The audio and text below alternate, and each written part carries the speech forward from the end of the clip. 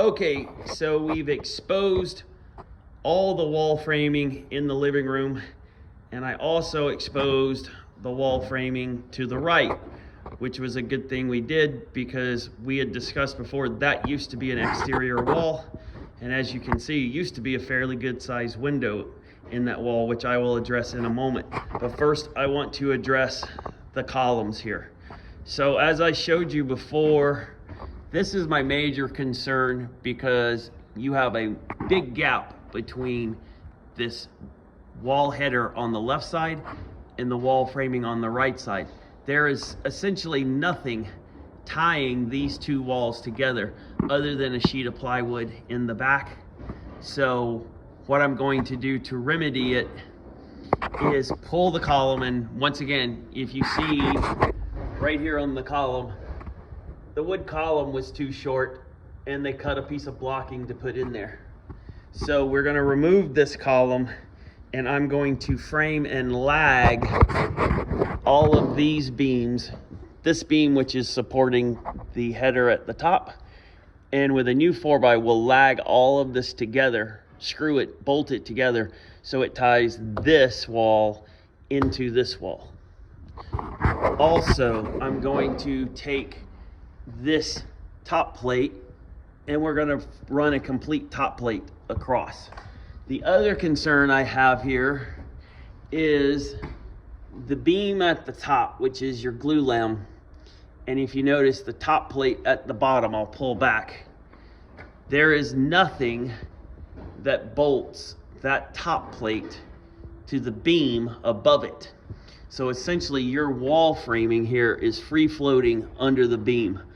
To remedy it, what I'm going to do is take the MST 35s, which you saw previously, or you will see later, in the bathroom ceiling joist, which is what they use to secure the ceiling joist to this beam, which was incorrect. But we will use same angle brackets like that, which we will use to secure that top beam to the top plates here. On this wall here, we have the same problem.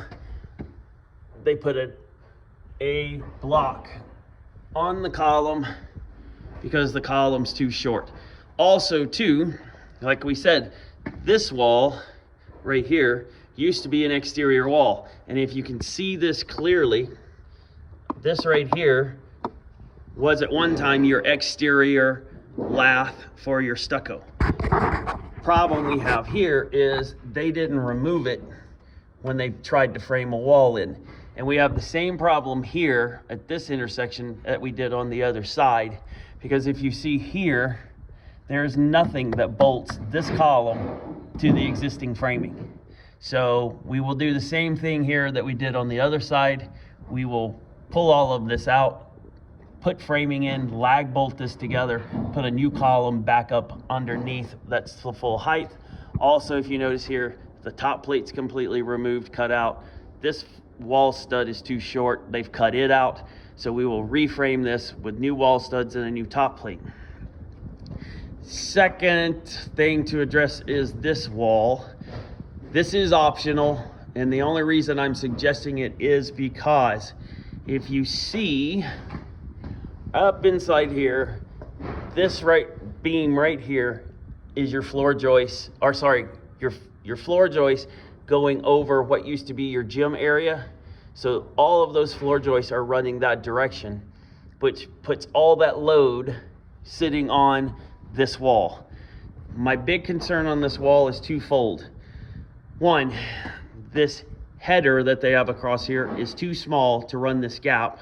And second, all the studs they put underneath, you'll notice they don't go to the ground. They stagger. So none of this load is transferred straight to the ground. And the last thing is, which you won't be able to tell here, but these studs stick this far out beyond the old wall. So it's going to be a lot of shims trying to make the drywall work. So my recommendation to you is pull out the framing, pull out the header, and we just frame new wall studs straight down, and that will pick up and carry the load, and then also make it much easier to sheet the wall. Like I said, it's optional. It's not a deal breaker, and it's not something critical, but it is something I would recommend. Okay.